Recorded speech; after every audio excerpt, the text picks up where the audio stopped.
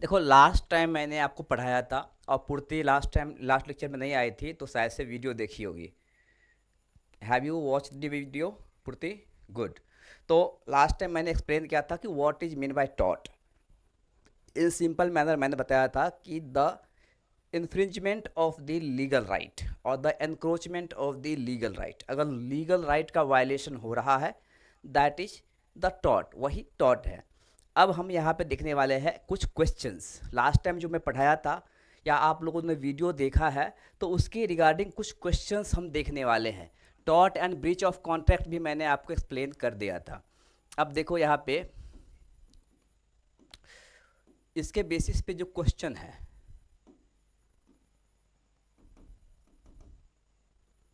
Okay, so you can देखो, ये question जो है वो क्लैट में पूछ चुका है, ये क्लैट में ऑलरेडी ये क्वेश्चन आ चुका है। तो ये क्वेश्चन को आप लोग प्रॉपर देखना, क्लैट में ऐसे ही क्वेश्चन आता है। फर्स्ट आपको इंस्ट्रक्शन प्रिंसिपल दिया रहेगा, इसके बाद क्वेश्चंस रहेगा। तो पहला जो प्रिंसिपल आप देख सकते हो यहाँ पर दिया है, a master is liable for the act committed by his servant in the course of employment. अब यहाँ पे दो कॉन्सेप्ट आपको समझना चाहिए कि अगर कोर्स ऑफ एम्प्लॉयमेंट के दौरान अगर किसी भी तरह का एक्शन होता है, तो मास्टर जो है, जो उसका मालिक है, जो ऑनर है, owner is responsible. Okay, during the course of the employment any kind of the wrongful act is done by the servant, then the master is responsible for that act। उसके लिए मास्टर रिस्पॉन्सिबल है। अब principal है, अब master is liable for the act committed by his servant in the course of employment. देखो, ये principal ऐसे exam में क्वेश्चंस दिया रहेगा। और उसके बाद फैक्ट है, फैक्ट को आपको रीड करना है। फैक्ट क्या है? Sanjay is a driver working in Brook Bond and company. Sanjay Brook Bond and company में एक एम्प्लॉय था, एक वर्कर था जो काम कर रहा था, ड्राइवर था। The manager asked him to drop a customer at the airport. Airport पे उसको एक कस्टमर ड्रॉप करने के लिए उसको बोला, get back at the earliest, बोला जल्दी से आने के लिए। अब देखो, on his way back from the airport he happen to see his fiancee. अब वो अपना फियांस को देखा। किसको? आप देख सकते हो, रूहिना वेट कर रही थी बस स्टैंड पे कहीं जाने के लिए, घर जाने के लिए। अब उसको उन्होंने लिफ्ट दिया, उसको ऑफर दिया, उसको घर छोड़ने के लिए लिफ्ट दिया। जब वो घर जा रही थी, ऑफिस के नज़दीक, जैसे ऑफिस के पास गई, ऑफिस के नज़दीक गई, क्योंकि कार बहुत ही ज़्यादा स्पीड में था और इसी कारण से रूहिना जो है कार से बाहर आ गई। रूहिना जो है कार से बाहर आ गई। Ruhina was thrown out of the car, suffered multiple injuries.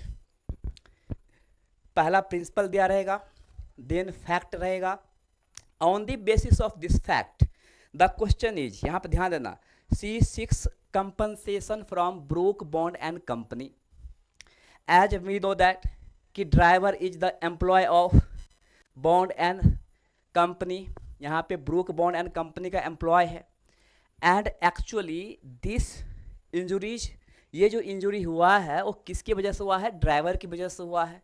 इसलिए वो जो है अभी ब्रूक बॉन्ड एंड कंपनी पे जो है वो केस लॉन्च कर दिया है।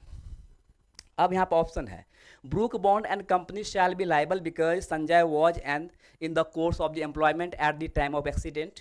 सेकेंड है, Brooke Bond and company shall not be liable, Sanjay was not in the course of employment when he took Ruhina inside the car, Ruhina got into the car at the her own risk and therefore she can not sue anybody, none of the above. ये exam में question पूछ चुका है, ऐसे ही question आने वाला है।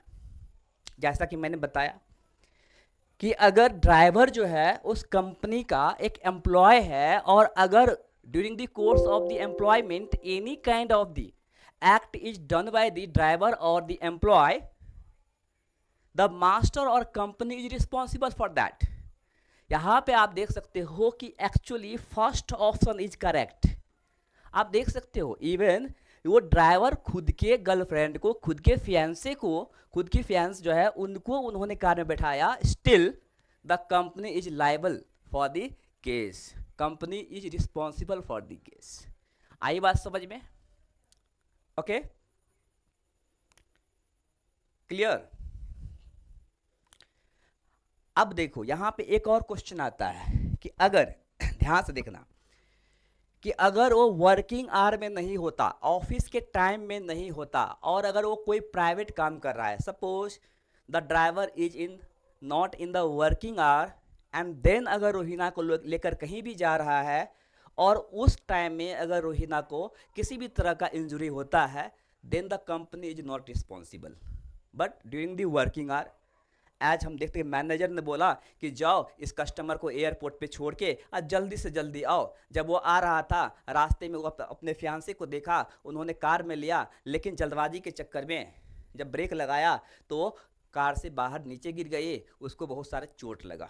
तो इन this situation the company is responsible. I hope समझ में आ गया होगा, क्लियर। लेकिन अगर कोई प्राइवेट काम कर रहा होता, वर्किंग आवर में नहीं होता, प्राइवेट काम कर रहा होता, then the company is not responsible. इसके अगले ही क्वेश्चंस को हम देखते हैं। आई होप ये समझ में आ गया होगा, ये क्वेश्चन ऑलरेडी पूछ चुका है। देखो ये सेकेंड क्वेश्चन, अब इसमें जो है कंपनी लाइबल नहीं है, कंपनी जो है रिस्पॉन्सिबल नहीं है, देख लेना, सॉरी।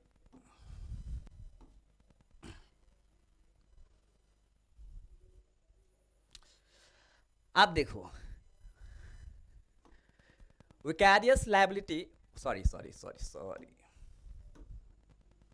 प्रिंसिपल क्या दिया है, vicarious liability is the liability of the master और principal for the tort committed by his servant और agent provided the tort is committed in the course of employment. आप देख सकते हो यहाँ पे इस पे फोकस करो, कोर्स ऑफ एम्प्लॉयमेंट के अगर टाइम में अगर सर्वेंट या वर्कर किसी भी तरह का मिसचिफ करता है, एक्ट करता है, और किसी थर्ड पर्सन को उसका रिजल्ट होता है, उसका इफेक्ट होता है, या उसके कारण इंजुरी होता है, इन दैट सिचुएशन जो कंपनी है वो लायबल है। लेकिन द मास्टर और principal is not liable for private wrongs of the servant और एजेंट। अगर कोई प्राइवेट रॉन्ग करता है, प्राइवेट वर्क करता है, प्राइवेट काम करता है, इन दिस सिचुएशन वो लायबल नहीं होगा। आप देखो फैक्ट है, X hands over some cash money at his house to Y. X जो है कुछ पैसा वाई को देता है, अब बोलता है हु इज एक्स नेबर, जो एक्स का नेबर है, and is also cashier in bank, bank में कैशियर है, to be deposited in X's account in the bank. X Y को पैसा देता है क्योंकि वाई जो है बैंक का कैशियर है, और बोलता है कि आप ए के अकाउंट में पैसा डिपॉजिट कर देना। अब वाई जो है वो मनी को डिपॉजिट नहीं करता, instead of the depositing the money Y misappropriates it. अब देखो which of the following statements depict correct legal position in this given legal situation. अब यहाँ पे क्या होगा, the bank would not be liable because Y did not do any wrong in the course of his employment. The bank would be vicariously liable because Y was the employee of the bank. The bank would not be liable because Y did not do any wrong. And the last option, the bank would be liable because Y acted as bank's agent. तो अभी ने मैं बताया कि अगर जब X जो है Y को पैसा दे रहा था, मनी दे रहा था, in that time X Y was not the employee of bank because उस टाइम में जो है वो वर्किंग आवर में नहीं था। अगर Y वर्किंग आवर में नहीं था तो bank is not responsible, bank responsible नहीं होगा। इसका आंसर होगा the bank would not be liable because Y did not do any wrong in the course of his employment. ये वर्किंग आवर में कोई गलती नहीं किया। अगर वो वर्किंग आवर में गलती करता, सपोज उनका टाइमिंग है 10 AM टू 5 PM, सपोज ये टाइमिंग है। अब इस टाइम के अंदर अगर उसको पैसा दिया है, अगर वो जमा नहीं करता है, then the bank is responsible और लायबल। लेकिन एक्चुअली यहाँ पे क्या है, 10 AM से पहले, इसके पहले वर्किंग आवर से पहले ही वो मिसचिफ या रॉन्ग एक्ट कर चुका था। So in this way the bank is not would be liable. Clear, समझ गए। तो आपको बेसिक कॉन्सेप्ट ये याद रखना है कि वर्किंग आवर में अगर कोई भी एम्प्लॉय गलती करता है, द कंपनी इज रिस्पॉन्सिबल। अगर वर्किंग आवर में कोई भी एम्प्लॉय गलती नहीं करके अगर वर्किंग आवर के बाद या उसके पहले अगर कोई गलती करता है, then the company is not responsible. Working hour में करेगा, company is responsible. Working hour में नहीं करेगा, मतलब प्राइवेट टाइम में करेगा, तो the company is not responsible. तो ये 2 पॉइंट आपको याद रखना है। और ऐसे ही क्वेश्चन एग्जाम में आएगा, पहले क्या देगा आपको, प्रिंसिपल दे देगा, फिर फैक्ट्स देगा, और फैक्ट के बेसिस पे क्वेश्चन रहेगा, और क्वेश्चन का 4 ऑप्शन रहेगा, and you have to find out the correct option. ये क्लैट में ऑलरेडी ये क्वेश्चन पूछ चुका है। Okay, clear?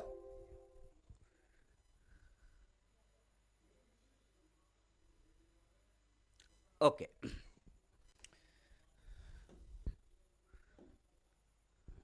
Third question. अब थर्ड क्वेश्चन देखो, अब देखो यहाँ प्रिंसिपल है, न्यूसेंस एज अ टॉट। न्यूसेंस क्या है, एक टॉट है। न्यूसेंस एज अ टॉट, civil wrong means an unlawful interference with a person's use of enjoyment. अगर कोई एंजॉयमेंट के लिए कोई भी काम कर रहा है, या वो अपने लैंड पे या कुछ राइट को ट्रेस पास कर रहा है, तो यहाँ पे ये दे दिया है कि न्यूसेंस एज अ टॉट means an unlawful interference with a person's use of enjoyment of land और सम राइट ओवर और in connection with it. Facts आप देख सकते हो, during the scarcity of onion. अब अनियन की स्कार्सिटी के कारण long queues were made outside the defendant shop. मतलब जिसके अगेंस्ट, मैंने बताया था लास्ट लेक्चर में, डिफेंडेंट का मतलब क्या होता है कि जिसके अगेंस्ट केस लॉज हुआ है उसको हम डिफेंडेंट बोलेंगे, जो केस लॉज किया है उसको प्लेंटिफ बोलेंगे, प्लेंटिफ और प्रोसिक्यूटर। तो यहाँ पे defendant shop who having a licence to sell fruits and vegetables, मतलब इसके पास लाइसेंस है, ये फ्रूट्स और वेजिटेबल बेच सकता है, लेकिन स्कार्सिटी ऑफ अनियन के कारण एक लंबी क्यू उसके दुकान के शॉप के सामने में लग गया। Use to sell only 1 kg onion per ration card, एक राशन कार्ड पे 1 ही किलो अनियन उसको देना है। The queues extended on the highway, आप देख सकते हो हाईवे पे, and also caused some obstruction in the neighbouring shops. पड़ोस की जो दुकान है उसमें कुछ प्रॉब्लम्स हुआ, उसमें कुछ ऑब्स्ट्रक्शंस हुआ। The neighbouring shopkeepers brought and action for nuisance against the defendant, उन्होंने एक केस लॉन्च कर दिया अगेंस्ट द अनियन सेलर। अब अनियन सेलर के अगेंस्ट जो है केस लॉन्च कर दिया। अब देखो यहाँ पे है कि क्या होगा, the defendant is liable for the nuisance, जो अनियन सेलर है क्या न्यूसेंस के लिए वो लायबल है। दूसरा, the defendant was not liable for the nuisance, defendant जो है वो न्यूसेंस के लिए लायबल नहीं है। The defendant was liable under the principle of the strict liability, the plaintiff should be decreed in his favour. अब देखो यहाँ पे ध्यान से सुनो, इसका आंसर क्या होगा। ऑल दो, अगर मान लो उनके पास लाइसेंस नहीं होता, अगर उस सेलर के पास, अनियन सेलर के पास लाइसेंस नहीं होता, तब तो सी ऑप्शन करेक्ट हो जाता, स्ट्रिक्ट लाइबिलिटी हो जाता। लेकिन उसके पास लाइसेंस है, उसके पास लाइसेंस है, और राशन कार्ड के अकॉर्डिंग भी वो 1 kg onion per ration card दे रहा है अकॉर्डिंग टू लॉ, वो लॉ के अकॉर्डिंग दे रहा है, ये भी करेक्ट है। अब देखो यहाँ पे डिफेंडेंट जो है न्यूसेंस के लिए लायबल है, जी नहीं, बिल्कुल लायबल नहीं होगा। ऑब्स्ट्रक्शंस हो रहा है दूसरे शॉपकीपर्स को, doesn't matter, because the onion seller does not make any mistake, वो किसी तरह का मिस्टेक नहीं किया है। तो इन दिस सिचुएशन क्या होगा, the defendant was not liable for nuisance. Okay, clear?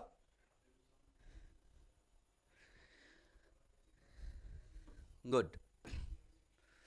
Now मैंने आपको ये केस ऑलरेडी मैं पढ़ा चुका था, बता चुका था, तो मैं इसको नहीं करूँगा दोबारा।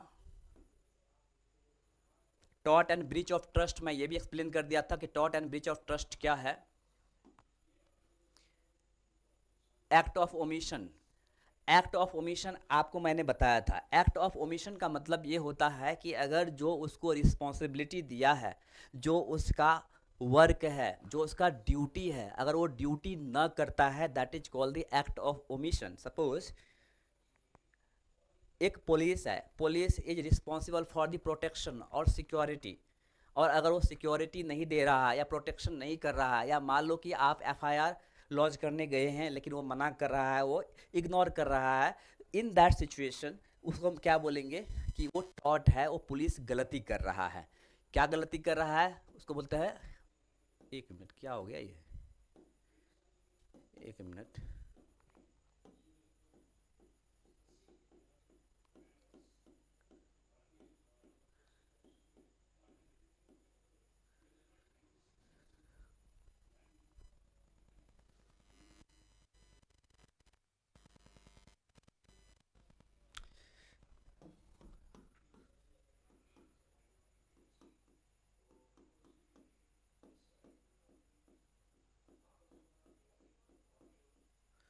ओके एक्ट और ओमिशन बता दिया आपको, इंजुरी बता दिया था, लीगल डैमेज, इन्फ्रिंजमेंट, ये सब मैं पूरा आपको एक्सप्लेन कर चुका था, इसलिए मैं दोबारा एक्सप्लेन नहीं कर रहा हूँ। हम डायरेक्टली आते हैं पॉइंट पे। अब देखो ये क्वेश्चन है, ये क्वेश्चन को आप फिर से देखो। Principal, everybody is under a legal obligation to take reasonable care to avoid an act. अब देखो यहाँ पे ये क्लियरली दिया हुआ है। अरे क्या हो रहा है,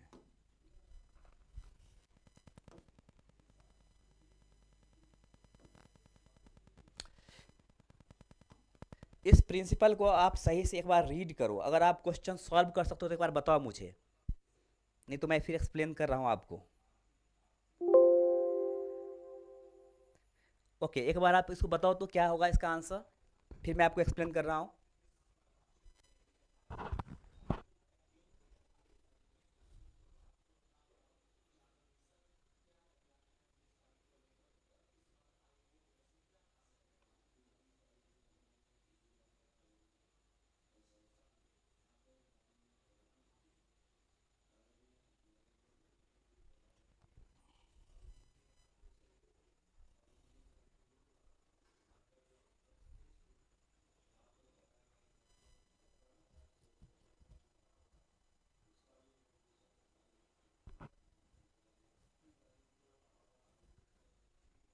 चलिए मैं ही बता देता हूँ, टाइम लगेगा। प्रिंसिपल है everybody is under a legal obligation, ये हर व्यक्ति का दायित्व है, जिम्मेदारी है, to take reasonable care to avoid an act, मतलब किसी भी गलत एक्ट को करने से के अवॉइड, मतलब गलत एक्ट करने से अवॉइड करना जो है उसका क्या है, लीगल ऑब्लिगेशन है, या उसको ओमिशन भी बोल सकते हैं, which he can take reasonable care to avoid an act और omission which he can foresee would injure his neighbour. अब ध्यान देना, ऐसे मैं बोल रहा हूँ कि सपोज ए है, बी है एंड सी है। अब ए जैसे मान लो कि गाड़ी, ए जो है वो कार ड्राइव कर रहा है, ए जो है वो कार ड्राइव कर रहा है, जरा सोचो, ए जो है वो कार ड्राइव कर रहा है। अब बी जो है सामने है, ए कार ड्राइव कर रहा है, अब बी सामने है।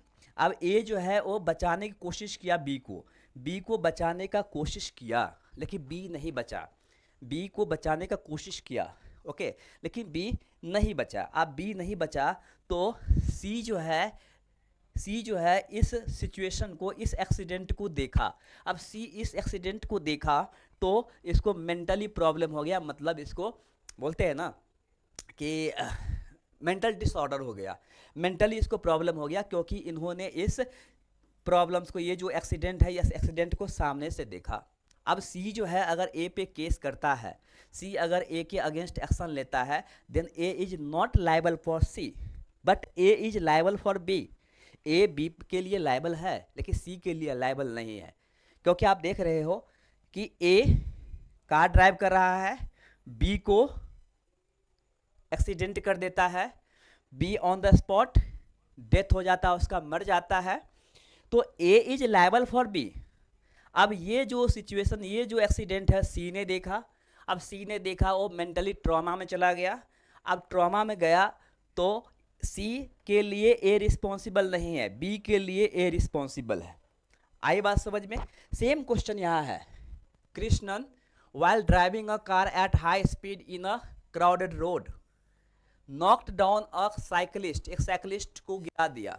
The cyclist died on the spot with a lot of blood spilling around. Lakshmi, a pregnant woman passing by, suffered from a nervous shock leading to abortion. Lakshmi filed a suit against Krishnan claiming damages. अब Krishnan car drive कर रहा था, over crowded road था, वहाँ पे बहुत ही fast speed से car drive कर रहा था और उन्होंने एक साइकिलिस्ट को गिरा दिया। साइकिलिस्ट वहीं पे मर गया, उसके बहुत सारे खून निकला, ब्लड निकला। उसको ब्लड को देख करके अब लक्ष्मी जो प्रेग्नेंट वुमन थी उसका क्या हो गया, मिसकैरेज हो गया या उसका जो अबॉर्शन करवाना पड़ा। अब इसके लिए जो है वो डैमेज क्लेमिंग डैमेज के लिए जो है वो सूट करती है। Lakshmi filed a suit against Krishnan claiming damages. Krishnan will be liable because he owed a duty of reasonable care to everybody on the road including Lakshmi. यहाँ बोल रहा है कि कृष्णन जो है वो एक्चुअली लाइबल है क्योंकि उनको रोड पे जितने भी लोग हैं सबके लिए क्या होना चाहिए, रिस्पॉन्सिबल होना चाहिए। दूसरा है Krishnan will not be liable because he could not have foreseen Lakshmi suffering from nervous shock as a result of his act. Third, Krishnan will be liable to Lakshmi because he failed to drive carefully. अब मैं यहाँ बोलूँगा Krishnan is liable for B, मतलब for cyclist, not for Lakshmi. Lakshmi को उसने देखा नहीं, इसका आंसर क्या होगा, बी होगा। Krishnan will not be liable because he could not have foreseen Lakshmi suffering from nervous shock as a result of his act. ये समझ में आया? ओके।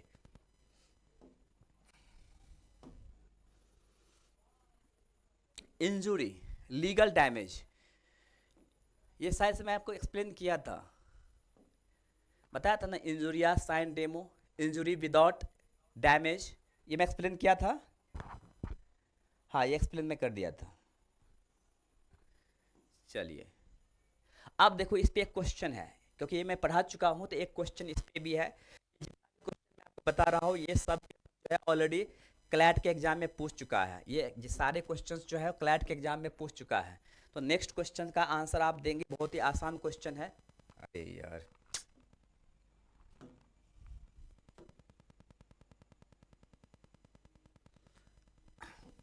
ओके, ये सिंपल क्वेश्चन, इसका आंसर दो आप।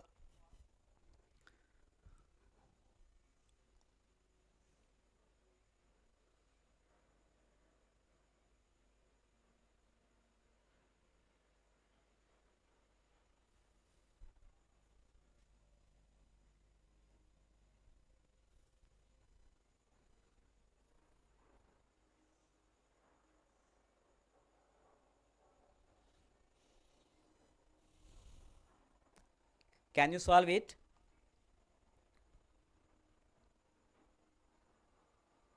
गुड।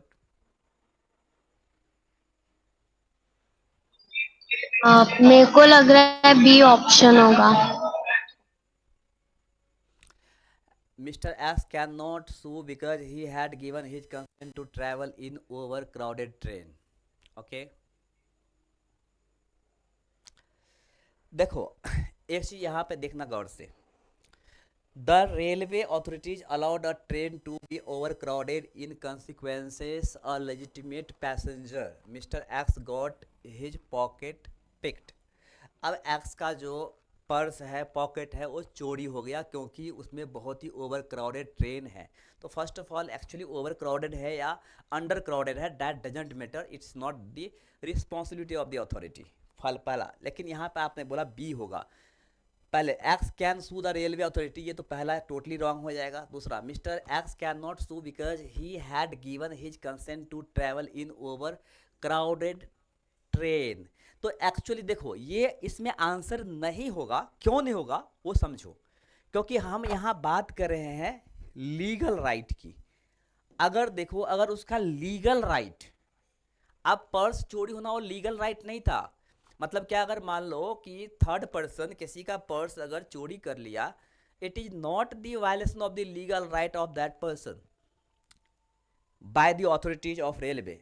तो mister X can not sue the railway authorities because there was no infringement of legal right. मैंने आपको बताया था कि टॉट का मतलब ही होता है violation of the legal right. So mere fact that the loss was caused does not give to a cause of action. मतलब इसमें जो रेलवे अथॉरिटीज है वो उसने कुछ नहीं किया, थर्ड पर्सन कुछ भी किया है।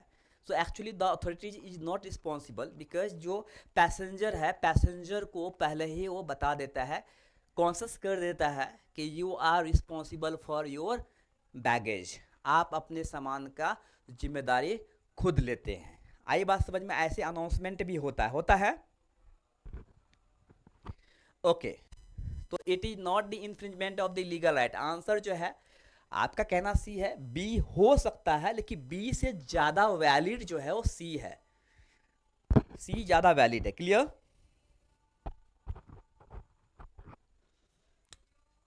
Okay, good.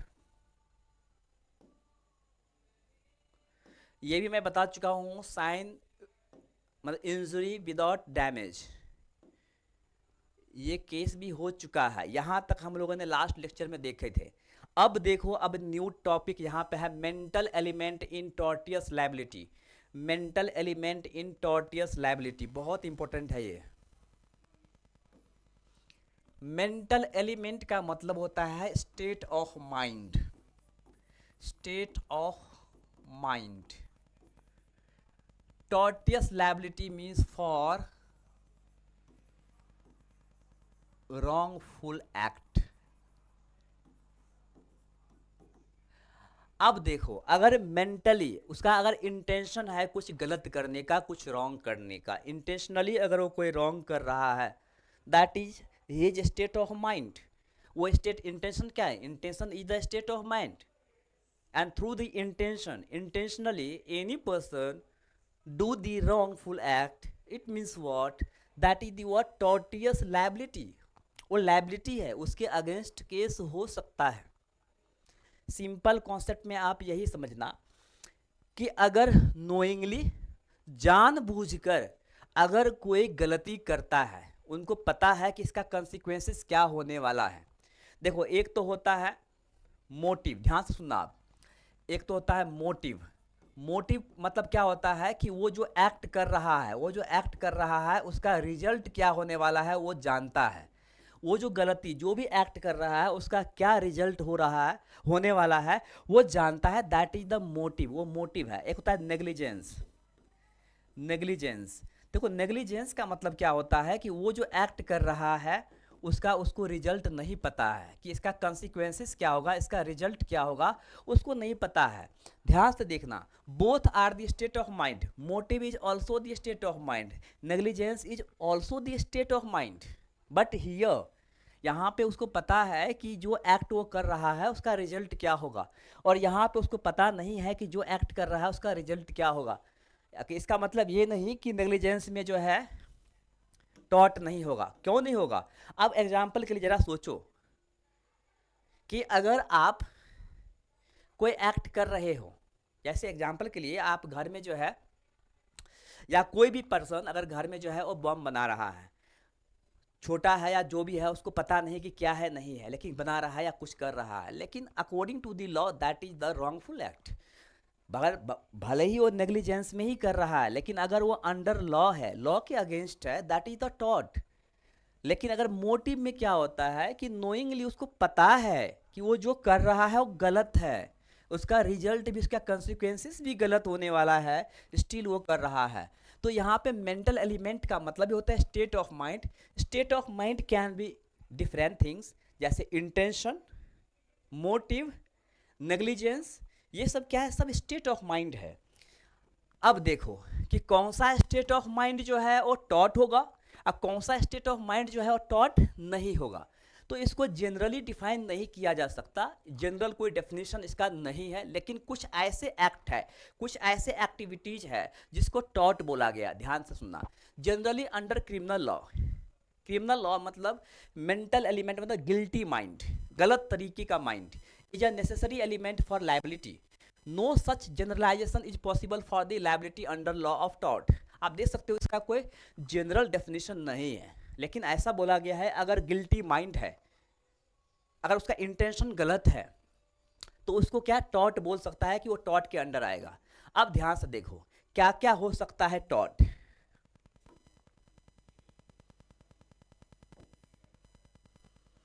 असॉल्ट, अब किसी को मारना पीटना, असॉल्ट करना क्या है? टॉट में आएगा।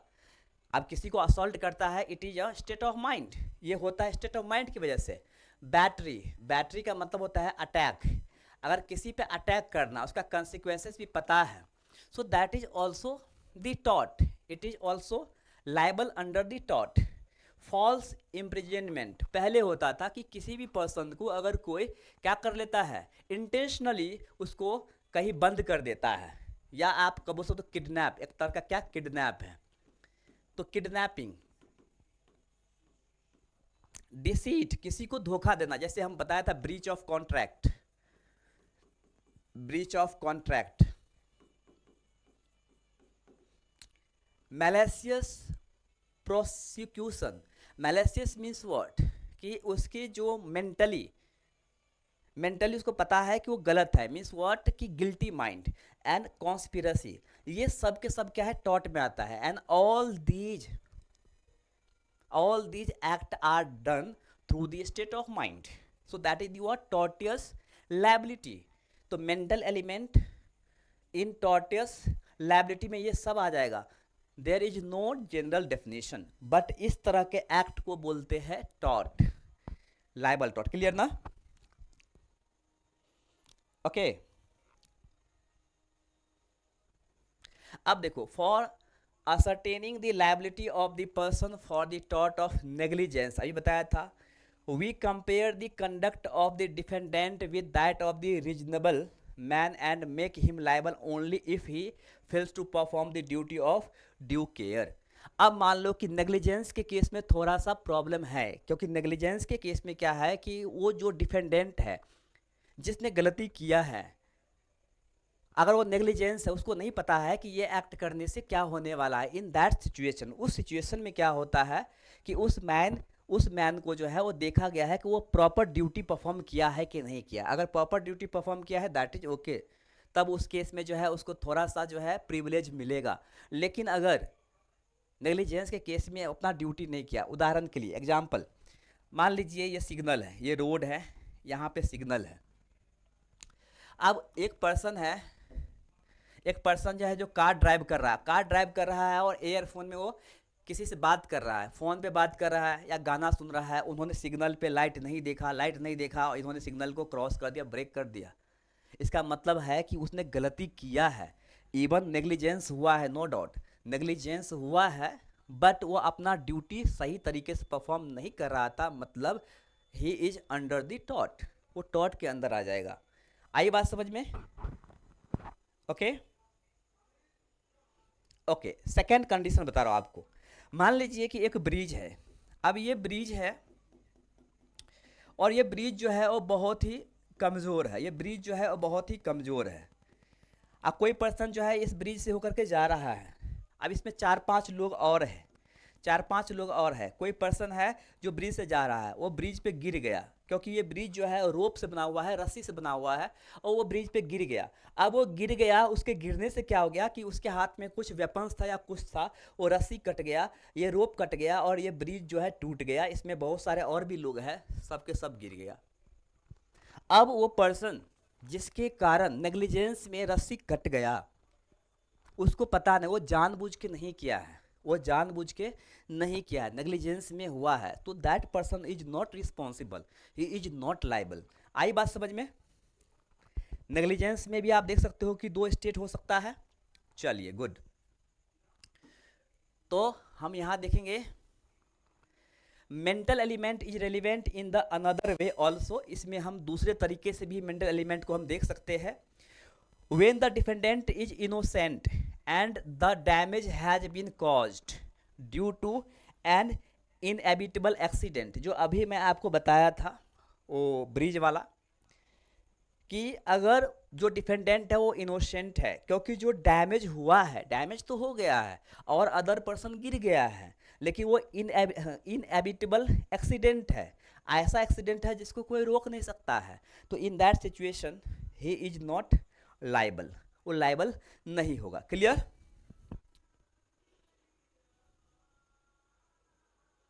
Okay Sonali, good. तो इन सिंपल वर्ड में आपको यह समझना है कि अगर कोई इंटेंशनली रॉन्गफुल एक्ट करता है तो गलत है। अगर इंटेंशनली रॉन्गफुल एक्ट हो जाता है इन नेग्लिजेंस और the inevitable accident has been done, in that situation the person is not liable. But अगर वो नोइंगली वो जानता है उसका कॉन्सिक्वेंसेस क्या होने वाला है फिर वो गलती करता है, देन ही इज लाइबल। अब देखो एक क्वेश्चन है, principle, nobody shall unlawfully interfere with a person's use और एंजॉयमेंट ऑफ लैंड और some right over in connection with it. The use or enjoyment envisaged herein should be normal and reasonable. यहाँ बोल रहा है कि वो जो activity कर रहा है वो नॉर्मल और रीजनेबल होना चाहिए इन टू अकाउंट सराउंडिंग सिचुएशन। अब देखो, जैसे मान लो कि मेरा घर है, अब मेरा घर है, मैं अपने घर में क्या है कि मैं सॉन्ग सुन रहा हूँ, मैं गाना सुन रहा हूँ, ठीक है। अब गाना सुन रहा हूँ मैं इतने साउंड में सुन रहा हूँ कि जो रीजनेबल है, मैं सुन सकता हूँ, बाहर जो है उतना ज़्यादा प्रॉब्लम नहीं कर रहा है। लेकिन अगर मैं बहुत ही ज़्यादा वॉल्यूम तेज करके अगर मैं सुन रहा हूँ और आसपास के जो नेबर्स को उसको प्रॉब्लम हो रहा है, नॉट ओनली वन नेबर और भी अदर्स, बाकी सारे नेबर्स को प्रॉब्लम हो रहा है, इन दैट सिचुएशन मैं गलत कर रहा हूँ। लेकिन अगर किसी को प्रॉब्लम नहीं हो रहा है और तब मैं अपने घर में अपने लैंड पे अगर एंजॉय कर रहा हूँ, दैट इज़ ओके, वो गलत नहीं है। अब उसी पे क्वेश्चन है, जीवन and Pawan were neighbours in residential locality. एक रेसिडेंशियल लोकेलिटी है, रेसिडेंशियल है, ध्यान देना, जहाँ पे लोग रहते हैं रेसिडेंशियल लोकेलिटी में जीवन और पवन जो है वो दो पड़ोसी है, नेबर है। Pawan started a typing class in a part of his house, तो वो अपने घर के एक कोने में जो है टाइपिंग क्लास चालू करता है। And his typing sound disturbed जीवन, उसकी जो टाइपिंग का साउंड है वो जीवन को क्या कर रहा है, डिस्टर्ब कर रहा है।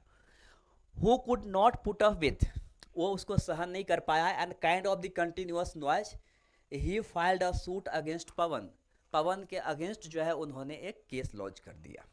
ध्यान से सुनना, अब क्या होगा मैंने आपको पहले बता दिया हूँ, ध्यान से सुनो कि नॉर्मली जो रेसिडेंशियल एरिया है उसमें क्या है कि during day 50 decibel to 60 decibel का अगर साउंड होता है, so that is under law. अगर 60 डेसिबल से अगर ज़्यादा साउंड होगा तब वो गलत कर रहा है। अगर लाउडनेस 60 डेसिबल तक है ड्यूरिंग डे, ड्यूरिंग नाइट में कम हो जाता है, 40 टू 50 डेसिबल ही होना चाहिए नाइट में। अब देखो जो टाइपिंग जो है टाइप कर रहा है, टाइपिंग का जो स्पीड है वो एक्चुअली क्या है 40 डेसिबल के आसपास होता है। कितना होता है, 40 डेसिबल के आसपास होता है। This is not a kind of the noise, ये नॉइज नहीं है, अंडर द लॉ ये नॉइज नहीं है। तो अभी इस सिचुएशन में आप इसका आंसर बता दोगे, बताओ तो, इतना मैं एक्सप्लेन कर दिया।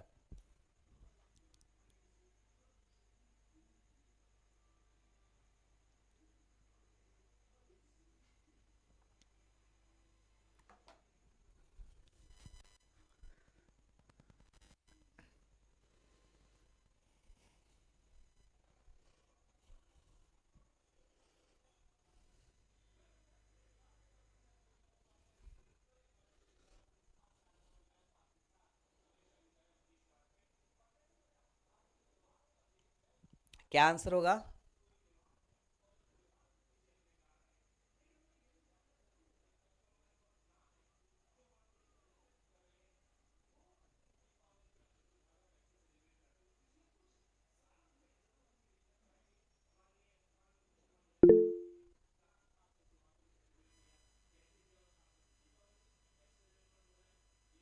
ओके, अरे अभी आपको बताया हूँ, देखो कितना सिंपल है, ध्यान से सुना। मैंने क्या बताया कि अगर आप अपने घर में कोई भी एक्टिविटी कर रहे हो, आप सॉन्ग सुन रहे हो, मूवी देख रहे हो, डांस कर रहे हो या कोई भी एक्टिविटी कर रहे हो, आपके सारे नेबर्स को प्रॉब्लम है, सारे नेबर्स को डिस्टर्ब हो रहा है, then you are doing wrong. लेकिन अगर कोई पर्टिकुलर नेबर आपको उसको रोकने के लिए बोल रहा है, कोई सिंगल नेबर को डिस्टर्बेंस हो रहा है, बाकी लोग को नहीं डिस्टर्बेंस हो रहा है, then you are not doing wrong. इतना बता दिया हूँ। दूसरा बताओ कि जो टाइपिंग, हाँ, जो ये टाइपर मशीन है बेसिकली उसका जो है नॉइज उतना डिस्टर्ब नहीं करता है। इसका आंसर क्या हो जाएगा, Pawan is not liable because typing sound did not disturb anyone else other than Jeevan. Clear, simple है। ओके, अब देखो mental element in tortious liability में और है, oh my God, in certain areas on the other hand mental element is quite irrelevant in an action of for the conversion। आप देखो ये important है,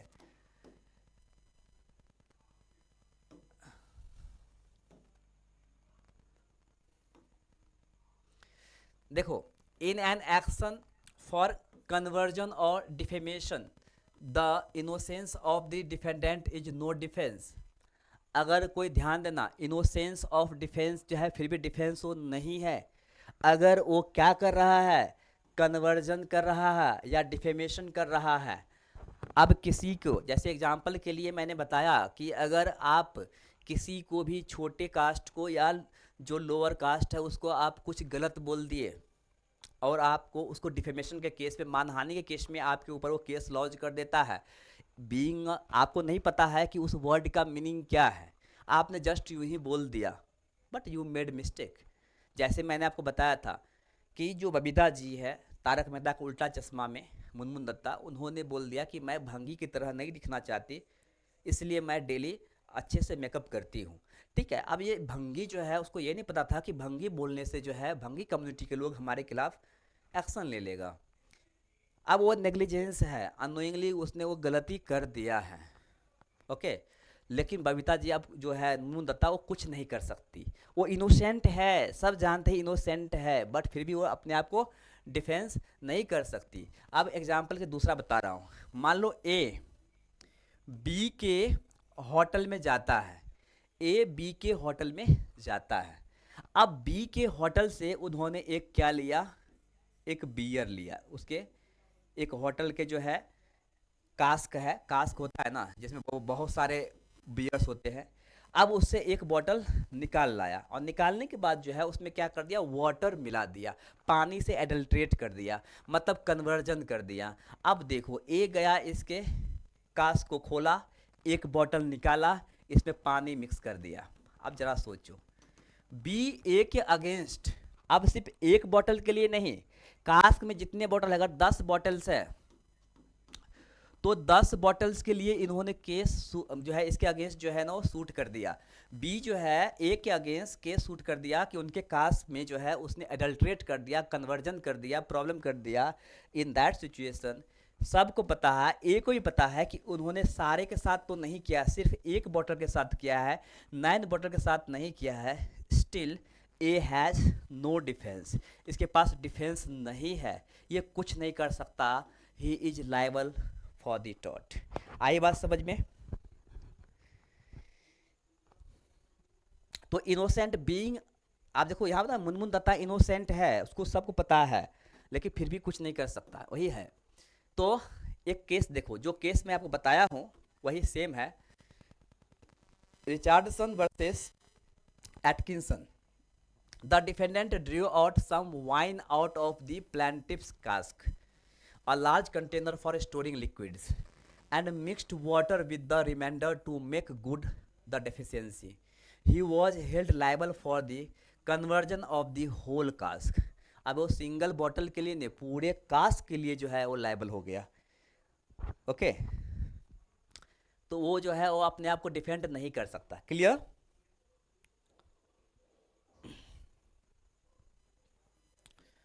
चलिए नेक्स्ट। अब देखो मोटिव, अभी बताया था मोटिव क्या होता है। एन आइडिया, बिलीफ और इमोशन।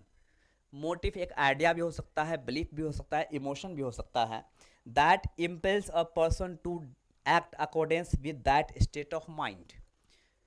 तो आइडिया, बिलीफ और emotion that impels a person to do act, ये किसी भी पर्सन को वो एक्ट करने के लिए उकसाता है, करने पे मजबूर करता है, उस state of mind, that is the motive only. तो यही मोटिव है। अब देखो यहाँ पे जो एविल मोटिव को मेलाइस बोलते हैं, ध्यान से देखना, very very important. Evil motive, गलत मोटिव, गलत motive, evil motive, that is the मेलाइस only, वही मेलाइस है। ये इंपॉर्टेंट है, ध्यान है। Malicious activity that is taught, malicious activity that is taught. तो जो भी मैलेसियस एक्ट है दैट इज टॉट। ये याद रखना, मैलिशियस एक्ट्स जो है वो टॉट होगा। अब देखो यहाँ पे थोड़ा इसमें प्रॉब्लम हो गया, खैर मैं इसको सही करके दे दूंगा। मैं रीड करता हूँ। It means the motive for doing a wrongful act. Evil malice का मतलब है कि एक ऐसा मोटिव जो आप गलत एक्टिविटी करते हैं। When the defendant does not act with acting of spite, vengeance और इल विल, मतलब गलत तरीके से, the act is said to be done maliciously. तो अगर कोई भी एक्ट, कोई पर्सन या डिफेंडेंट अगर कोई एक्ट करता है गलत तरीके से, गलत इरादे से, तो उसे हम क्या बोलेंगे, मैलिशियस एक्ट है, मैलिशियसली वो किया है। अब देखो, as a general rule motive is quite irrelevant in determining a person's liability under the law of tort. A wrongful act does not become lawful merely because the motive is good. अगर motive good भी है, ध्यान सुनना, अगर motive अच्छा भी है लेकिन अगर रॉन्गफुल एक्ट है तो ऑफकोर्स वो रॉन्ग होगा। चलो मैं एक एग्जांपल दे रहा हूं।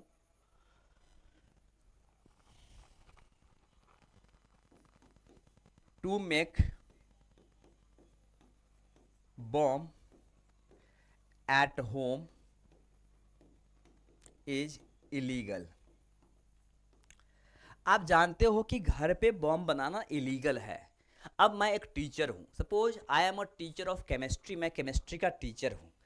केमिस्ट्री का टीचर हूँ, मेरा मोटिव सिर्फ इतना है कि मैं स्टूडेंट को कुछ सिखा रहा हूँ कि एक्चुअली बॉम्ब जो है वो किस तरह से और कैसे वर्क करता है, हाउ द बॉम्ब वर्क्स, एक बॉम्ब कैसे काम करता है। उसके कारण मैं कुछ उसके इंग्रेडिएंट्स को जमा किया और मैं वो सिखा रहा हूँ। मेरा मोटिव गुड है, motive is good because I want to teach the students how the explosion और how the bomb works.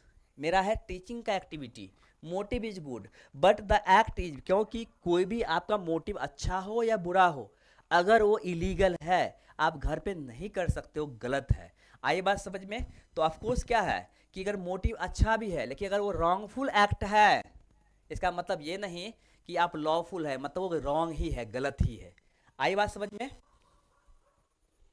Okay. दूसरा है similarly a lawful act does not become wrongful because of the bad motive और मेलाइस। अगर किसी का bad motive है, कोई bad motive ही है या गलत है, लेकिन अगर a lawful act does not become wrongful, अगर वो लॉफुल एक्ट किया है, गलत इरादे से भी अगर सही काम किया है। अब एक एग्जांपल दे रहा हूं, क्या सोचो कि मान लो एक मैं पुलिस ऑफिसर हूं और जो है I am a police officer, suppose मैं एक पुलिस ऑफिसर हूं, ध्यान से देखना। अब ए एंड बी दो पर्सन है, ए एंड बी दो पर्सन है, ए भी गलती किया है, ए भी गलत किया है, ध्यान से देखो आप। अब बी भी गलत किया है, रॉन्ग किया है, ध्यान से सुनना। बीइंग अ पुलिस, सपोज मैं ए को छोड़ दिया हूं, ए को मैंने छोड़ दिया हूं, लेकिन मैंने क्या किया, बी को अरेस्ट कर लिया हूं। ध्यान से सुनो आप, मतलब मैं जानबूझ के, मुझे मालूम है कि बी और ए जो है वो दोनों गलती किया है तो दोनों को छोड़ देना चाहिए, लेकिन मैंने क्या किया, ए को छोड़ दिया, लेकिन बी को मैं ड्यू टू बैड मोटिव की वजह से मैंने बी को अरेस्ट कर लिया। But this is the lawful act. ये एक्ट क्या है, अरेस्ट, जो क्योंकि वो गलत किया है तो मैंने अरेस्ट किया, तो वो लॉफुल एक्ट है। तो अगर बैड मोटिव के साथ भी अगर लॉफुल एक्ट हो रहा है दैट इज वैलिड। आई बात समझ में? ये सही है, गलत नहीं है। ओके, आपने देखा होगा ऐसा होता है, पुलिस स्टेशन में ऐसा होता है, तो ये समझ लीजिए आप। तो mayor of Bradford Corporation versus Pickles, ये एक केस हुआ था, ये केस के बारे में हम लोग देखेंगे। दूसरा केस भी है, ये केस हम देखते हैं। पहले हम देखते हैं एक क्वेश्चन हम लोग पहले सॉल्व करते हैं। ये क्वेश्चन आप देखिए सही से। Principle, any direct physical interference with the goods in somebody's position. अगर मान लो कि किसी के पोजीशन में कुछ गुड्स है, किसी के पोजीशन में कोई वस्तु है, कोई गुड्स है, एनी डायरेक्ट फिजिकल इंटरफेरेंस, बिना फिजिकल इंटरफेरेंस के, without lawful justification is called trespass to goods. अब एक फैक्ट्स है, ध्यान से देखना। A purchased a car from a person who had no little to it and had sent it to the garage for repair. अब देखो ध्यान से सुनो, मान लो कि ए जो है वो बी से कार खरीदा है, ए जो है वो बी से कार खरीदा है और सी का गैरेज है। ये गैरेज जो है गराज, ये गराज किसका है? सी का गराज है। और सी और बी में नहीं बनता है, सी और बी में जो है प्रॉब्लम है, लेकिन ए ने बी से कार खरीद करके सी के पास दे आया, सी के गैरेज में दे आया। एक्स बिलीविंग, मतलब C believing wrongfully that the car was his removed it from the garage. C को लगा कि बी का कार है और उन्होंने गैरेज से उसको निकाले, जबकि ए बी से कार खरीद कर सी के गैरेज में दे आया कि ठीक करेगा, लेकिन सी को पता है कि वो बी का कार है, ए का नहीं है, तो सी ने बी के कार को अपने गैरेज से हटवा दिया। अब देखो यहाँ पे क्या होगा। X can be held responsible for the trespass to goods. X cannot be held responsible for trespass to goods as he was under a wrong belief. X has not committed any wrong, none of the above. Because A purchase कर चुका है, B को पता नहीं था, लेकिन A जो है C के अगेंस्ट अब केस लॉन्च कर सकता है। ओके, मैं फिर से रिपीट कर रहा हूं, समझिए। देखिए, A B सी के पास गराज है, ए जो है बी से कार खरीदा है, ए जो है वो बी से कार खरीदा है, लेकिन कुछ कार में गड़बड़ी था, उन्होंने सी के गराज में रख दिया। सी जो है के गराज में वो कार है। अब सी को जैसे ही मालूम पड़ा कि यार ये कार तो बी का है, उन्होंने क्या किया, गराज से उस कार को बाहर निकाल दिया, उस कार को बाहर निकाल दिया। आप जरा सोचिए, ए जो है अब सी के अगेंस्ट एक्शन ले सकता है कि नहीं ले सकता है? ऑफ कोर्स ले सकता है। तो वही है यहाँ पे, X can be held responsible for trespass to goods, क्योंकि एक्स जो है उस गुड्स का रिस्पॉन्सिबल था, because the car was in the garage of X, that's why X is responsible for that. आई बात समझ में? Good.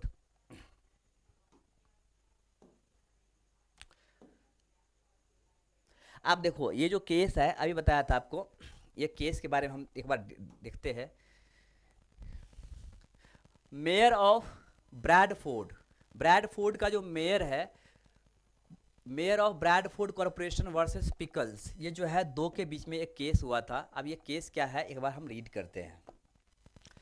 In Mayor of Bradford Corporation versus Pickles, ये case, the defendant made certain excavation on his own land out of ill will for the plaintiffs who had refuse to purchase defendant's land at an exorbitant price. अब देखो यहाँ पे क्या है कि ए और B दो लोग हैं। अब ये लैंड है, ये इसका ज़मीन है और ये इसका ज़मीन है। ध्यान देना, ये इसका लैंड है और ये बी का लैंड है, ये ए का लैंड है। अब जो है ए बी को बोला कि मेरा लैंड तुम खरीद लो, लेकिन बी बोला कि नहीं, हम इतने प्राइस में तुम्हारा लैंड नहीं खरीदेंगे क्योंकि इसका प्राइस बहुत ही ज़्यादा है। अब बी जो है ए का लैंड नहीं खरीदा, इसलिए ए ने क्या किया, अपने ही लैंड में गड्ढा कर दिया। क्या कर दिया? अपने ही लैंड में एक्सकवेशंस, क्या गड्ढा कर दिया। By these excavation, the water flowing underground from the land of the defendant to the adjoining land of the plaintiff corporation was discolored and diminished. अब क्योंकि ये अपने लैंड में यहाँ पे जो है गड्ढा कर दिया, इसके वजह से अब इसके अंडर वाटर जो है पानी इसके ज़मीन में जाने लगा और इनका जो इंडस्ट्री है या जो भी चीज़ें हैं वो ख़राब हो गया। Here the damage had been caused maliciously. यहाँ पे आप देख रहे हो कि डैमेज जानबूझ के किया है ए ने क्या किया है, अपने ज़मीन में जानबूझकर गड्ढा कर दिया है ताकि बी को नुकसान हो, क्योंकि बी जो है ए का लैंड ज़्यादा प्राइस में नहीं खरीदा। तो ये क्या है, ये जानबूझ के क्या है, मैलिशियली किया है। देखो, bad motive, that is called what, maliciously. But since the defendant was making a lawful use of his own land, लेकिन यहाँ पे जो डिफेंडेंट है वह अपने ही खेतों में गड्ढा किया है, किसी और के खेत में नहीं किया है। लॉफुल एक्ट, मैं अभी बताया था, lawful act with ill motive, गलत काम किया है लेकिन लॉ है वो, क्योंकि वो अपने ज़मीन में किया है, इसकी ज़मीन में नहीं किया है। तो एक्चुअली यहाँ पे जो है A is not liable for टॉट, इतना क्लियर, ए जो है लाइबल नहीं होगा।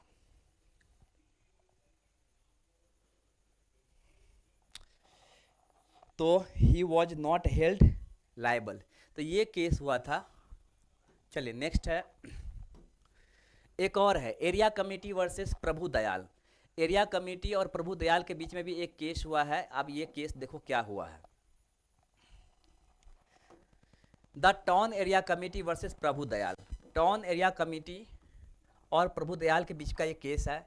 The defendants demolished the construction illegally made by the plaintiff. अब देखो प्रभु दयाल यहाँ पे प्लांटिफ है, प्रभु दयाल कौन है, प्लांटिफ है। इन्होंने टाउन एरिया कमेटी के अगेंस्ट सूट किया है, केस लॉन्च किया है, तो ये प्लांटिफ हो जाएगा और ये डिफेंडेंट हो जाएगा।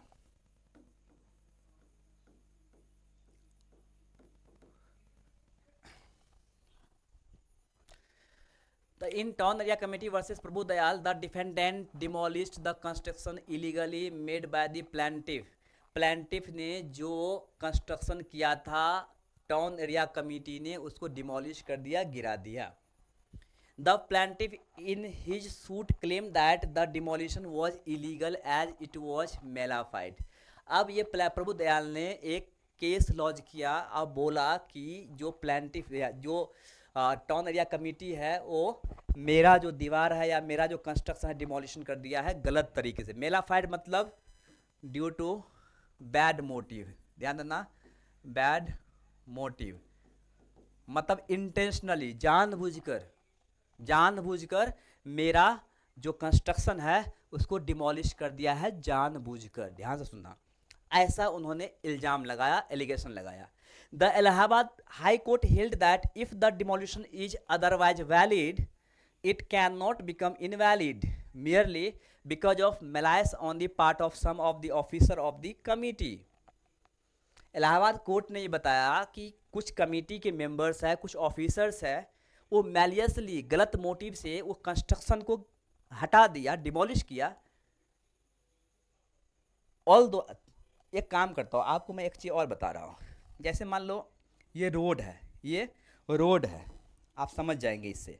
अब ये रोड है, अब रोड पे जो है ना ए का भी घर है और रोड पे बी का भी घर है, ए का भी घर है और बी का भी घर है, रोड पे सी का भी घर है, ध्यान से देखना। अब जो है मान लो जो कॉरपोरेशन वाला जो आता है वो ए और सी के घर को ना तोड़ के बी का ये पार्ट जो है तोड़ देता है, बी का ये पार्ट जो है डिमोलिश कर देता है, तोड़ देता है, क्योंकि वो रोड पे है।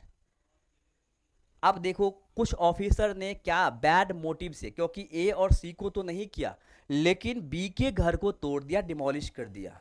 लेकिन कुछ भी हो, लेकिन वो कंस्ट्रक्शन तो इनवैलिड था। अगर कंस्ट्रक्शन इनवैलिड था तो डिमोलिशन वैलिड होगा। आई बात समझ में? तो यही कॉन्सेप्ट है कि इलाहाबाद कोर्ट ने ये बताया कि जो डिमोलिशन है वो वैलिड है क्योंकि कंस्ट्रक्शन इनवैलिड था। भले ही ऑफिसर गलत मोटिव से क्या है, डजंट मैटर। जैसे अभी आपने सुनते होंगे कि उत्तर प्रदेश में या बहुत जगह बुलडोजर ला करके बहुत सारे घर को तोड़ देता है। बुलडोजर ला करके अगर बहुत सारे घर को तोड़ देता है, इसका मतलब ये नहीं कि उसके प्राइवेट प्रॉपर्टी को तोड़ देता है। जिसका घर गवर्नमेंट के प्रॉपर्टी में या इलीगल प्रॉपर्टी में अगर जिसका घर है, उस पोर्शन को, उस पार्ट को तोड़ता है, चाहे वो बैड मोटिव से ही क्यों ना हो। आप देखो ना बुलडोजर बाबा योगी आदित्यनाथ क्या करते हैं, अगर कोई भी गलत काम करता है उसके घर को जाकर के तोड़ता है, पूरा घर नहीं, जो इलीगल कंस्ट्रक्शन है उसको तोड़ता है। दैट इज वैलिड, वो गलत नहीं है। आई बात समझ में?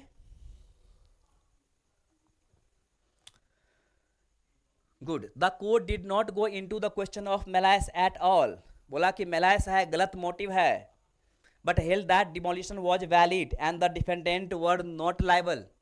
डिमोलिशन सही था क्योंकि आपका कंस्ट्रक्शन इलीगल था, इसलिए उसको डिमोलिश कर दिया है। बाकी लोग का भी कंस्ट्रक्शन इलीगल है, उसको नहीं किया है ड्यू टू गुड मोटिव, लेकिन आपको बैड मोटिव की वजह से मेलाइस के कारण जो है आपके कंस्ट्रक्शन को डिमोलिश किया है, but after all you made your construction on the illegal property, तो दैट इज रॉन्ग। तो वही ध्यान, तो यही है।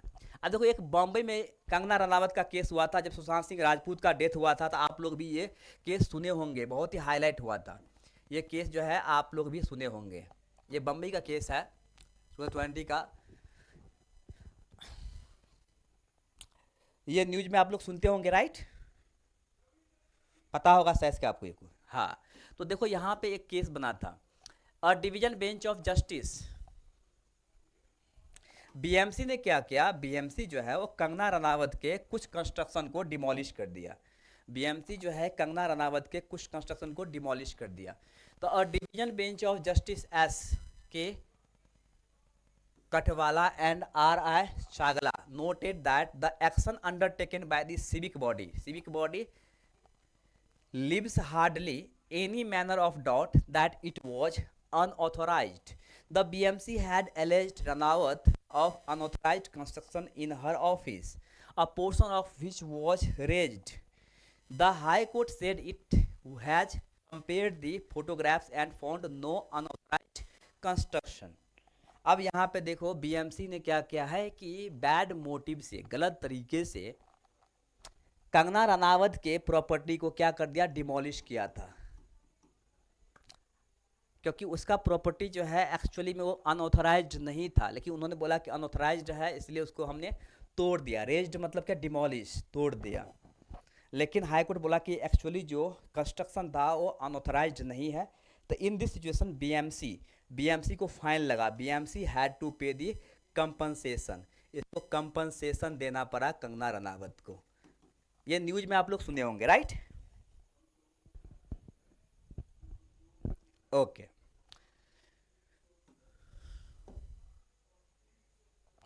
अब देखो, अब क्या है, कुछ जनरल डिफेंस है।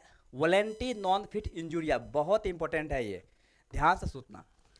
वॉलेंटी का मतलब होता है वॉलेंटली, वॉलेंटली मतलब क्या है कि हम जानबूझकर, वॉलंटरली मतलब क्या है कि अगर कोई एक्टिविटी या कोई रिस्क आप लेते हो, आपको पता है कि वो रिस्क है, you know that is the risk, but फिर भी आप डिसीजन लेते हैं, सो that is not under the injury, वो इंजुरी में नहीं आएगा, वो इंजुरी में नहीं आएगा। एक एग्जांपल दे रहा हूँ, सपोज ये क्रिकेट ग्राउंड है, क्रिकेट ग्राउंड में खेल हो रहा है, यू आर दी स्पेक्टेटर्स, आप यहाँ पे दर्शक है, स्पेक्टेटर्स है, आप यहाँ बैठे हैं। क्रिकेट ग्राउंड में अगर कोई बॉल अगर सिक्स लगाया, आप सिक्स लगाया और आपके सर पे लगा, आपका सर फूट गया, आपको इंजुरी हो गया क्योंकि वहाँ पे बैट्समैन ने सिक्स मारा, you are the audience, you are the spectator, due to the batter act you got injured, आपको इंजरी हुआ, बट एक्चुअली ये इंजुरी में नहीं आएगा, ये इंजुरी में नहीं आएगा, बिकॉज आपने वॉलेंटरी जो है उस रिस्क को एक्सेप्ट किया है, you accepted that risk voluntarily, इसलिए that act is not considered under टॉट, the batsman is not liable for that injury. Clear?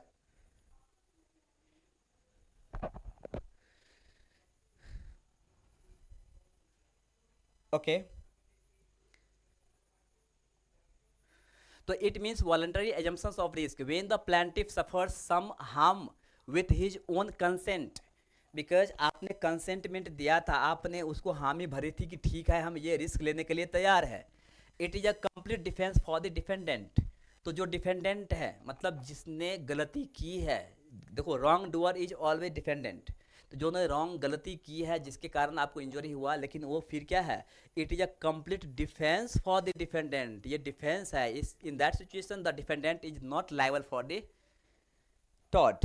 अब देखो यहाँ पे, if I invite somebody to my house, अगर किसी को मैं अपने घर में बुलाता हूँ, अब मैं किसी को अपने घर में बुलाता हूँ, means what, it is not the trespass house, I can not sue him for trespass. Trespass का मतलब ही होता है कि किसी के भी कैंपस में किसी के प्रॉपर्टी में कोई इलीगल तरीके से, कोई गलत तरीके से अगर घुस आया है तो दैट इज द ट्रेसपास। लेकिन अगर किसी को हम बुलाए हैं, जो हमारा फ्रेंड है या कोई है, उसको हम बुलाए हैं, तो that is not the trespass, उसको हम ट्रेसपास नहीं बोलेंगे, because voluntarily I called him or her to my house. Similarly, when I submit to a surgical operation, the surgeon cannot be sued for assault or battery. अब मान लो कि जो surgeon है, surgeon क्या करेगा, ऑफ कोर्स जो है वो ऑपरेशन करेगा, और ऑपरेशन करेगा तो ऑफ कोर्स ऑपरेशन में कुछ भी हो सकता है, आपके बॉडी के कुछ पार्ट को काटेगा, या कुछ पार्ट को काटने से कुछ प्रॉब्लम भी हो सकता है। तो actually in that situation surgical जो ऑपरेशन हो रहा है डॉक्टर के अगेंस्ट हम सूट नहीं कर सकते। क्यों नहीं कर सकते हैं? बिकॉज हम जानबूझ के वो रिस्क लिए हैं। इसलिए आपने देखा होगा कि जब भी ऑपरेशन होता है तो फर्स्ट ऑफ ऑल डॉक्टर जो है या वहाँ के स्टाफ जो है आप पे सिग्नेचर, आपसे सिग्नेचर करवा लेता है। आई बात समझ में? क्लियर? ओके।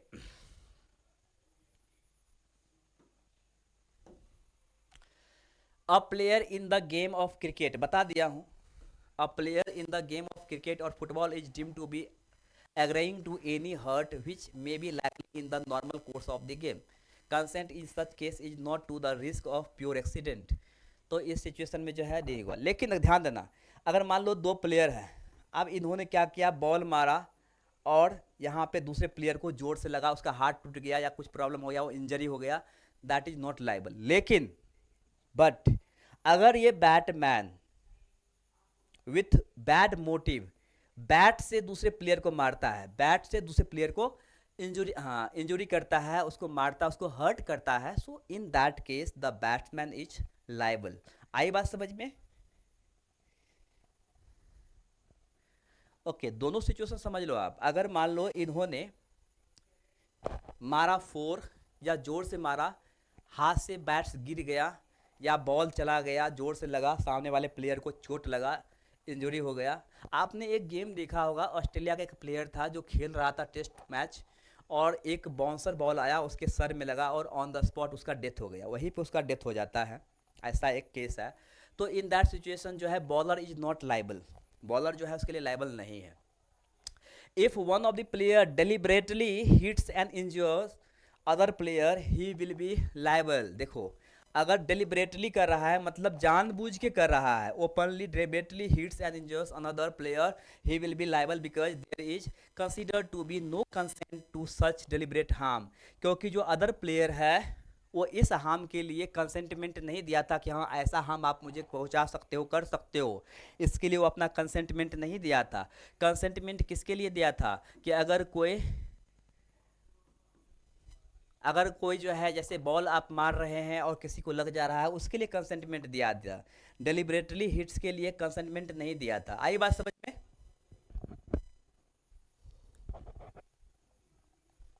गुड, तो ये समझ में आ गया। चलो इस पे एक क्वेश्चन है, ये क्वेश्चन को सॉल्व कीजिए।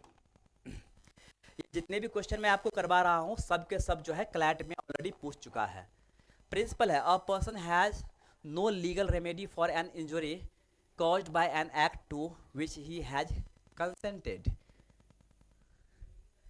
जिस एक्ट के लिए वो कंसेंटमेंट दिया है कि अगर ऐसा एक्ट होता है तो हमें इंजुरी हो सकता है, और वो रिस्क लेने के लिए वो तैयार है, वो अपना कंसेंटमेंट दिया है। कंसेंटमेंट का मतलब होता है रजामंदी, स्वीकार किया है। तो फैक्ट्स है, R a cricket enthusiast purchases a ticket to watch a T20 match organized by the Indian Premier League IPL. During the match, a ball struck for 6 hits are on his body and injures him. He sues IPL for the compensation for the medical expenses. Which of the following derivations is correct? R should be compensated as he purchased the ticket to get entertainment and not get injured. R would fail in his action as he voluntarily exposed himself to the risk. IPL would be liable as it did not ensure that the spectators were protected from the risk of the such injury. None of the above। इसका answer क्या होगा आप बहुत ही आसानी से बता सकती हो, बताइए तो।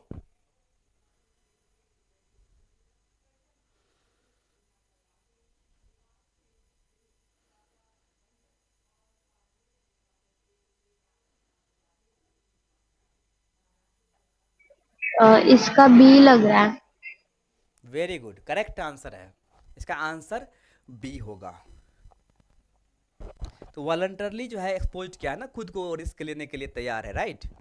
तो आंसर बी होगा। Okay,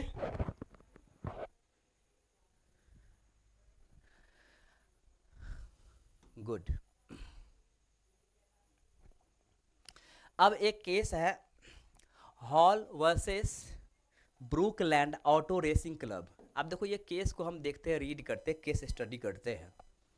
in Hall versus Brooklands auto racing club, the plaintiff, a spectator at a car race being conducted by the defendants and was injured when a car was accidentally thrown into the spectator's enclosure. It was held that the plaintiff implicitly took the risk of the such injury, the danger being inherent in the sport, and therefore the defendant were held not liable. आई बात समझ में? तो जो Spectator है उन्होंने voluntarily जो है उस रिस्क को लेने के लिए तैयार है, अपना कंसेंटमेंट दिया था, तो दैट्स वाई इस इन दिस सिचुएशन जो डिफेंडेंट है वो लाइबल नहीं है। Okay, good. आप देखो, इन एबिटेबल एक्सीडेंट, इन एबिटेबल एक्सीडेंट का मतलब होता है ऐसा एक्सीडेंट जिसको आप टाल नहीं सकते हो, वो एक्सीडेंट होकर रहेगा। ऐसा एक्सीडेंट जो वो टाल नहीं सकते हो, वो एक्सीडेंट होकर रहेगा, that is called the inevitable accident. अब देखो, accident means an unexpected injury, मतलब inevitable accident, a kind of accident means an unexpected injury. अब एग्जाम्पल के लिए मान लो कि कहीं पे अगर अर्थक्वेक है, या सपोज आप किसी ऑफिस में है, अब वो ऑफिस जो है वो क्या हो गया, गिर गया। अब ऑफिस अगर गिर गया, या ऑफिस जो है या बिल्डिंग गिर गया, मैं अगर उस ऑफिस में हूँ, उस बिल्डिंग में हूँ और बिल्डिंग गिर गया, so that is the what, inevitable accident है, उसको रोक नहीं सकते हैं, तो वही है। तो वो बोल रहा है कि अगर ऐसा इंजरी है, शुड नॉट बी इंटेंशनल, मतलब ये लाइबल नहीं होगा, दिस नॉट बी लाइबल। ये क्यों इरेज हो गया है? एनीवे देखो, a good defence if the defendant can show that he neither intended to injure the plaintiff nor could be avoid the injury by taking responsible care. बोला कि उसका intention जो है वो नहीं था कि उसको डैमेज करे, लेकिन उस डैमेज को भी रोक नहीं सका है, तो इसको क्या बोलते हैं, इनएविटेबल एक्सीडेंट। चलो एक एग्जांपल दिखा रहा हूँ। The plaintiff's, the defendant's dogs were fighting. Plaintiff मैं बता दिया हूँ, प्लेंटिफ मतलब जिसके अगेंस्ट केस हुआ है, डिफेंडेंट जिसने शूट किया है। तो दोनों का जो कुत्ता था, डॉग्स था, वो आपस में लड़ रहा था। While the defendant was trying to separate them, he accidentally hit the plaintiff in his eye, who was standing nearby. The defendant was held not liable. अब देखो, दो कुत्ते के झगड़ा को वो छुड़ा रहा था, गलती से जो है प्लेंटिफ वहाँ पे खड़ा था और उसके आँख में चोट लग गई, तो उसके लिए जो है डिफेंडेंट लाइबल नहीं होगा, बिकॉज उन्होंने जानबूझ के नहीं किया। क्लियर?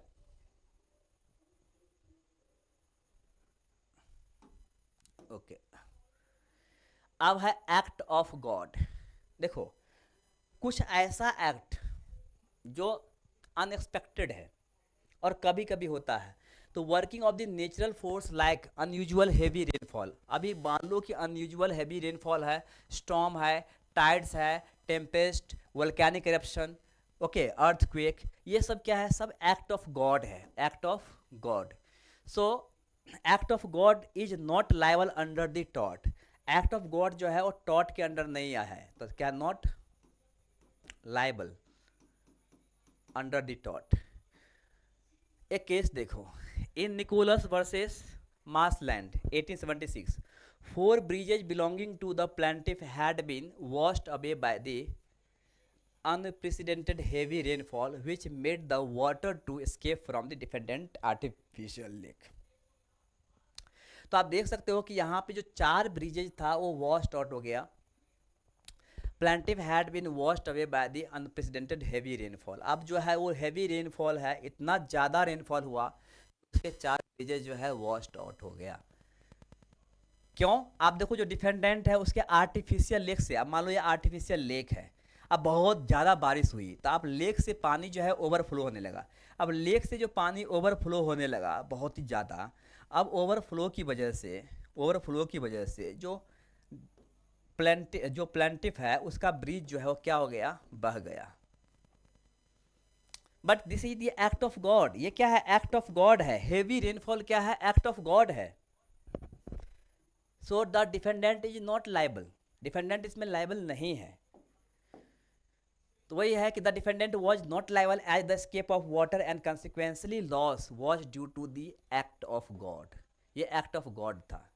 लेकिन आप ध्यान से सुनो एक और एक्टिविटी, अगर बहुत ही तेज बहुत ही ज़्यादा वर्षा जो नॉर्मली यूजुअली नहीं होता है, यूजुअली ऐसे रेनफॉल नहीं होता है, लेकिन अगर यूजुअल रेनफॉल होता है, सपोज मान लो कि यहाँ पे एक बिल्डिंग है और यहाँ पे है दूसरे का बिल्डिंग है, अब मान लो यूजुअल रेनफॉल होता है लेकिन इसके बिल्डिंग का पानी अगर इसके बिल्डिंग पे अगर क्या हो रहा है, गिर रहा है, बरसात के मौसम में गिर रहा है, दैट इज रॉन्ग, ये गलत है। ये जो है इसके अगेंस्ट सूट कर सकता है क्योंकि यूजुअल रेनफॉल है, इसलिए उसको ऐसा घर बनाना चाहिए सो दैट इसका पानी या इसका चीज़ें इसको डैमेज ना करे। तो वही है कि if a building collapses after rainfall of about 2 to 3 inch and causes damages, the defense of the act of God is not available। अगर पानी 2 से 3 इंच हुआ है, थोड़ा सा पानी हुआ है, यूजुअल बारिश हुई है, अगर यूजुअल बारिश हुई है और उस सिचुएशन में अगर दूसरे को प्रॉब्लम हो रहा है, उसको एक्ट ऑफ गॉड नहीं बोलेंगे। Such a rainfall is not an unusual thing. आई बात समझ में? तो ये आपको ध्यान देना है।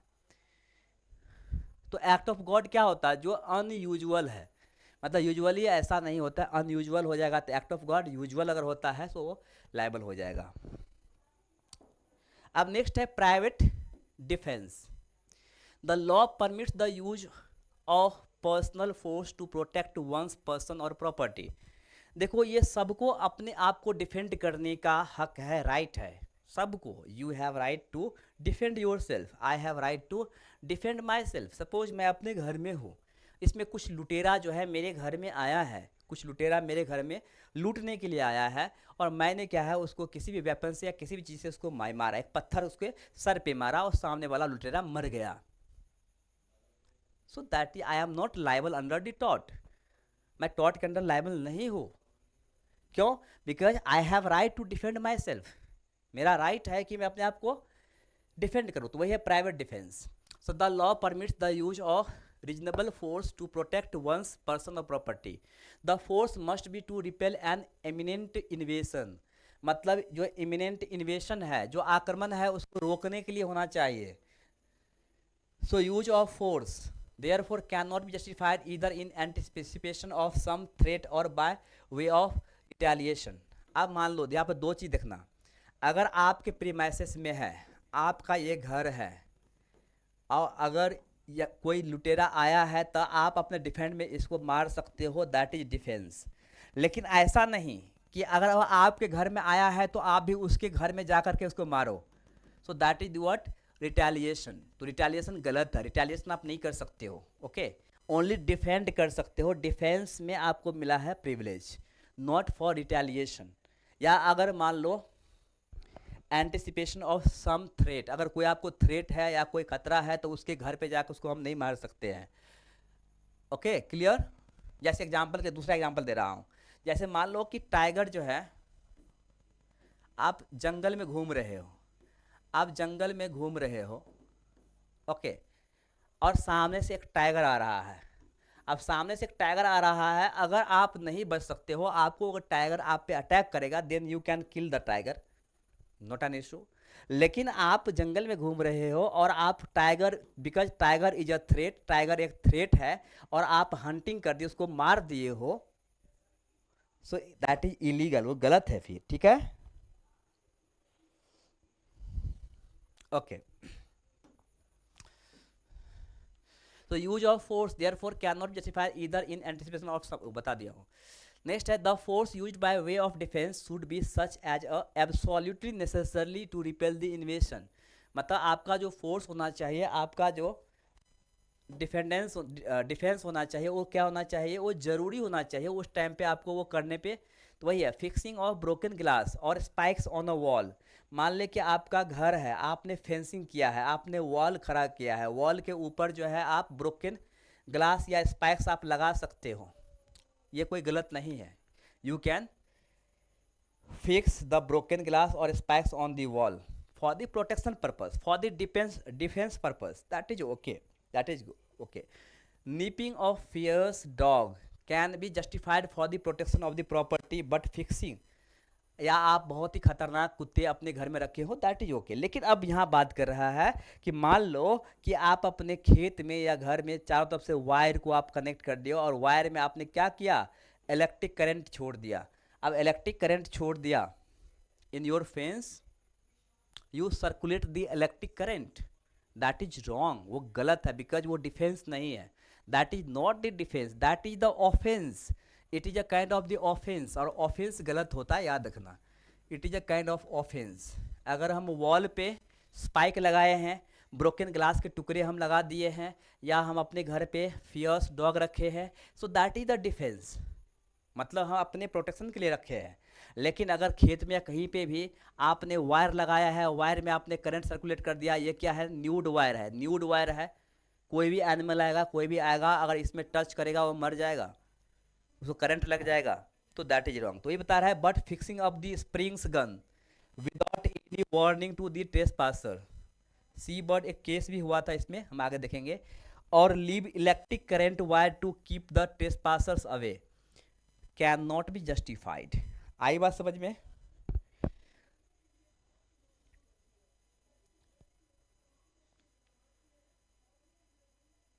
ओके तो ये क्या है, जस्टिफाइड नहीं होगा। नेसेसिटी, नेसेसिटी में क्या कि ये जरूरी है। An act causing damage if done under necessity to prevent a greater evil is not extendable even though harm was caused intentionally. अब देखो यहाँ पे, अब पता है कि जैसे मान लो एक घर है, अब ये घर है,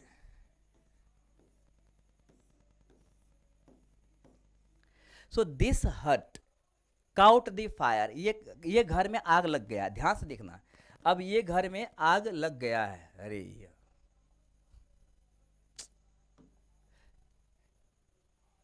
ओके। अब जो है एक अभी घर बनाया था, सॉरी, मान लीजिए एक ये घर है, सो दिस हट काउट द फायर, ये घर में आग लग गई है। अब मान लो कि यहाँ पे दूसरा घर है, here is the second house. अब इसमें जैसे आग लगी है, तो ये जो कोई पर्सन आया इस घर को तोड़ दिया, इस घर को क्या किया, तोड़ दिया, क्योंकि आग लग चुकी है, इसको घर को तोड़ दिया, सो दैट दूसरे घर में आग न पकड़े, दूसरे घर में आग न पकड़े, इसलिए इसने क्या किया, जिस घर में आग लगा था उसको तोड़ दिया। वही बोला है नेसेसिटी, वो जरूरी था, अगर वो ऐसा नहीं करता, एक मिनट,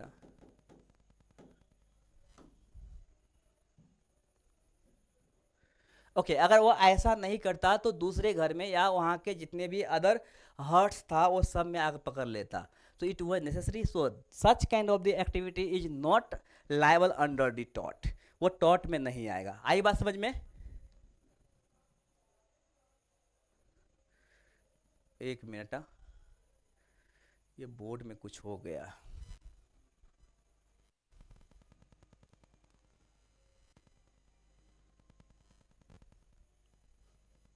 जस्ट अ मिनट।